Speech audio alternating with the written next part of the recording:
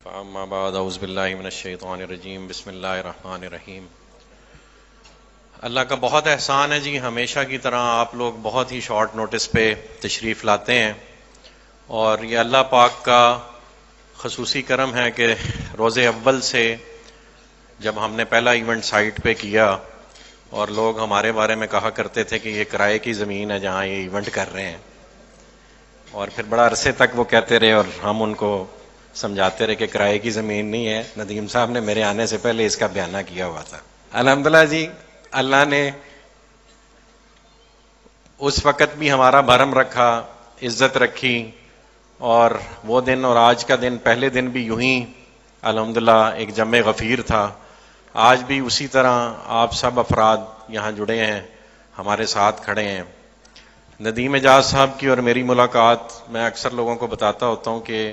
اتفاقاً ہوئی، سرفراز گوندل صاحب نے کروائی، اور اس کے بعد جو ہمارے کاروباری معاملات تھے، جس طرح بندہ زندگی میں کوئی بھی کام شروع کرنے جاتا ہے تو وہ کنفیوزڈ ہوتا ہے، اور میں سمجھتا ہوں کہ صرف اور صرف اللہ پاک کی ذات ہے جس سے آپ مشورہ کرتے رہیں تو وہ آپ کے اچھے فیصلے کرنے میں مدد فرماتا ہے، برے فیصلے بھی اچھے کر دیتا ہے، برے لوگوں سے دور فرماتا ہے، اچھے لوگوں کو ساتھ جوڑتا ہے۔ تو ہماری آپس کی قربت جب شروع ہوئی تو ایک سٹیج آئی جہاں ہم نے کچھ سرمایہ ندیم صاحب کے ساتھ انویسٹ کرنا تھا، ان کا وہاں وراثتی رقبہ تھا، تو اور ہم میک ڈونلڈز میں کچہری والے میں بیٹھے ہوئے تھے اور سمجھ نہیں آ رہی تھی کہ ندیم صاحب کو میں پیمنٹ کروں کہ نہ کروں۔ تو میں نے کہا آپ برگر آرڈر کریں اور میں ان سے 2 منٹ کی چھٹی لے کے ساتھ ہی وہ کھلے آسمان تلے ایک مسجد ہے کچہری میں، وہاں جا کے 2 نفل پڑھے، اور جو پھر میری جیب میں ایک پے آرڈر تھا، غالباً پہلا پے آرڈر کچھ 6 ملین کا تھا، وہ میں نے لا کے ندیم صاحب کو دیا کہ آپ بسم اللہ کریں، اللہ خیر کرے گا۔ اور یہ ہمارے لیے بڑی خوش نصیبی کی بات ہے کہ جو پہلی زمین کی ٹرانسفر اس رقبے کو بلو ورلڈ سٹی کے سلسلے میں ملی، وہ ان کی والدہ کے نام سے وہ رقبہ آیا تھا۔ تو الحمدللہ میں سمجھتا ہوں ان کی والدہ کی دعائیں ہیں کہ آج تک ہم چلتے آ رہے ہیں۔ 300-400 کنال سے انیشلی شروع ہونے والا یہ پروجیکٹ، اور 1.5-2 سال تک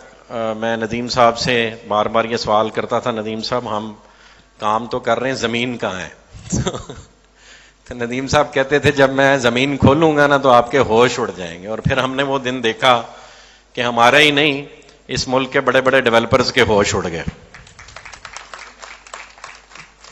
اور پھر انہوں نے سازشوں کا وہ جال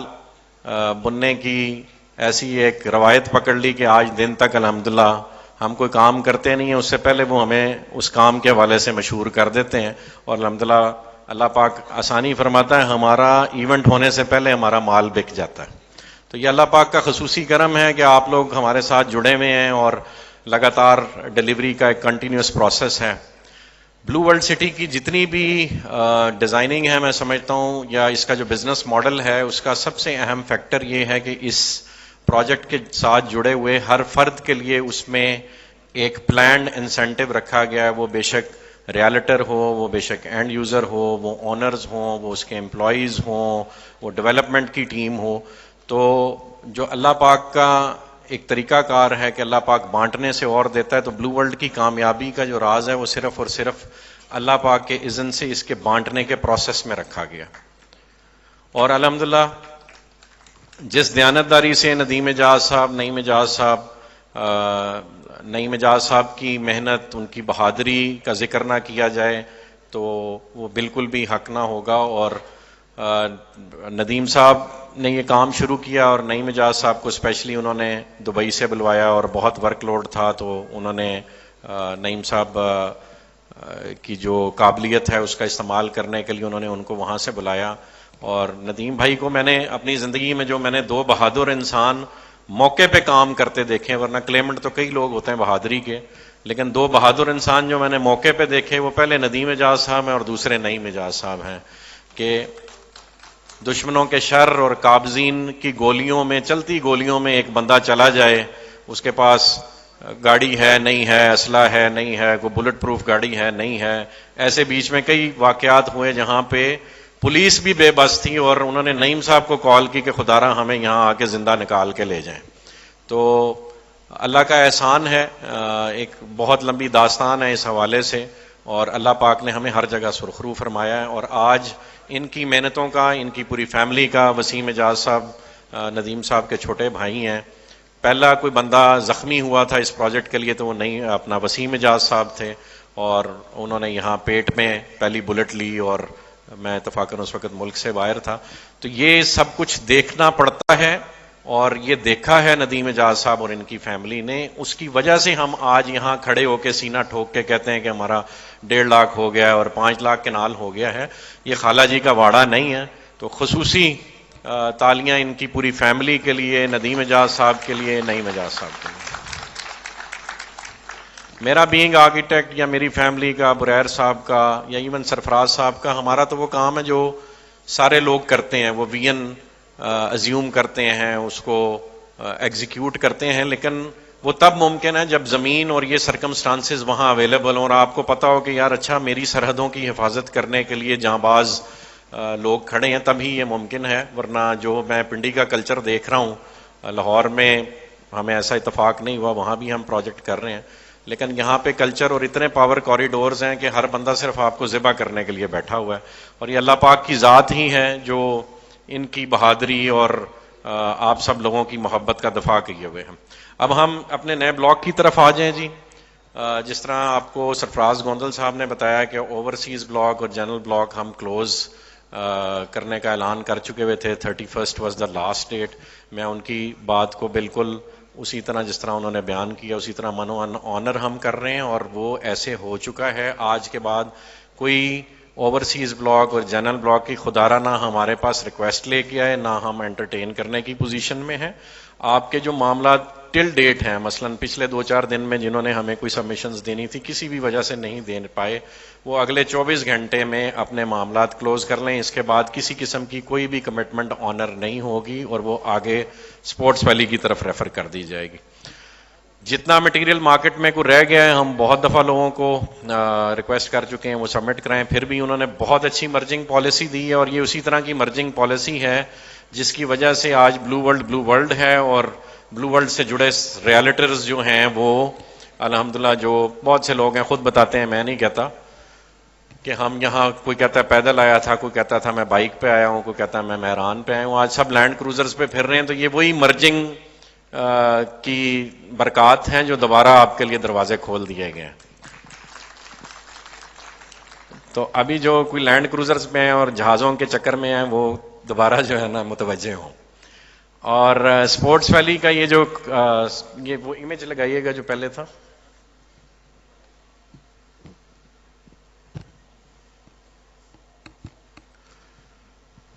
اچھا جی، یہ ایک ہے تو